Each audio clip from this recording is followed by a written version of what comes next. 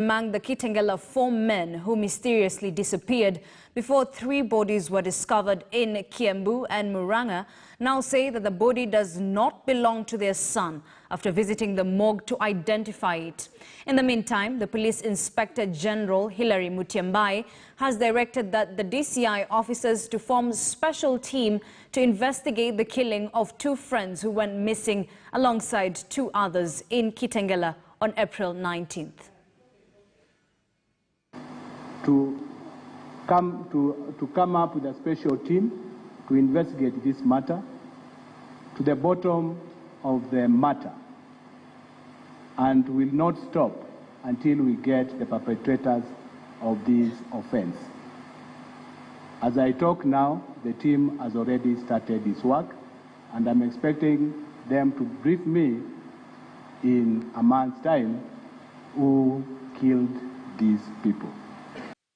Now we want to get more information on this, and joining me is Brian Obuya, who is our crimes and investigations reporter, to just shed some more light on this. Now, Brian, one family says it's not their kin. Which family is this, and what's the latest in this puzzle? Well, actually, the family of Jack Anyango Ocheng has been to the Murang'a Referral Hospital mortuary to look at the body that was found there yesterday.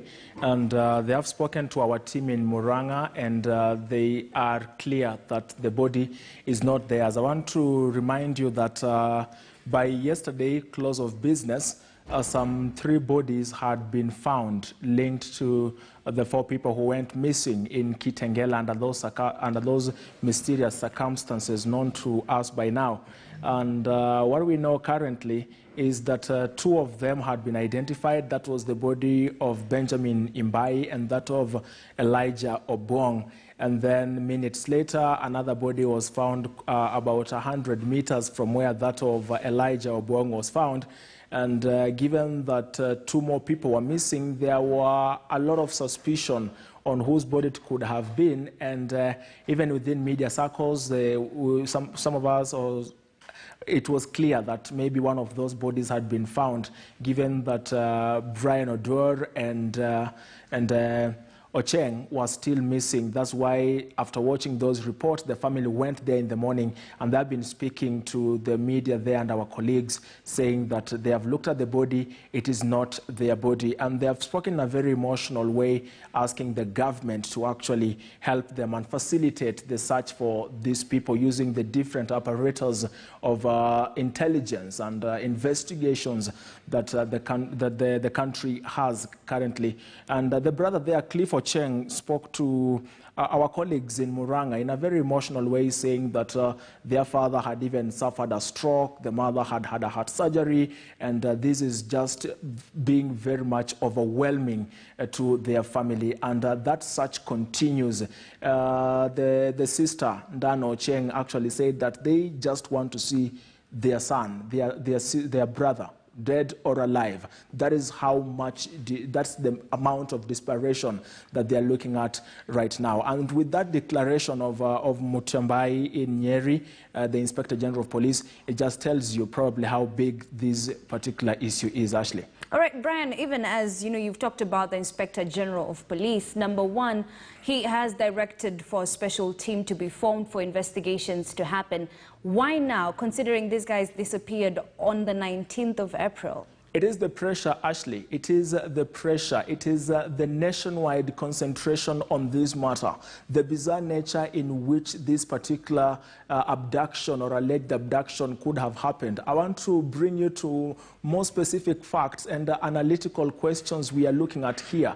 Who would kidnap 4 men at the heart of Kajiado, put them in off-road vehicles and drive them past a police roadblock on Thika Road to kill them in Murang'a? We are looking at people whom we are saying, and it's clear they were abducted at Club Enkare in Kajiado, and then they were driven past, remember there's a cessation of movement currently on, and then they were driven past a police roadblock and killed in the most bizarre way. In fact, the mother to Elijah Obong says his son was tortured before he was killed, because his body, looking at it, he was naked and with some physical injuries here and there. That is why Mutyambai's, the Inspector General's attention is drawn to this matter, because it's a matter of public interest. It brings about, or to the fore, very crucial questions about the state of security in the country. But that Mutyambai's declaration is not the news. The news here is the ultimatum that he has given in a month's time, or what that team is going to unravel, given that there are a lot of other suspicions out there on maybe there were some police officers who may have been involved or something of that sort. So that suspicion is what now the police service is trying to quell, as they try to put every other energy and arm of the investigative agency to investigate the matter conclusively and get to the bottom of it. Ashley. All right, Brian, before I let you go, as of yesterday, one body had not been identified. Has it been identified? And that is the body I'm saying, Ashley, that once it was found yesterday, it was almost clear that given even the distance from where it was found, many people actually thought that another body has been found. And given that two more people were still missing, that is Jack Anyango and Brian Odwor are still missing, it was clear that maybe it is one of them.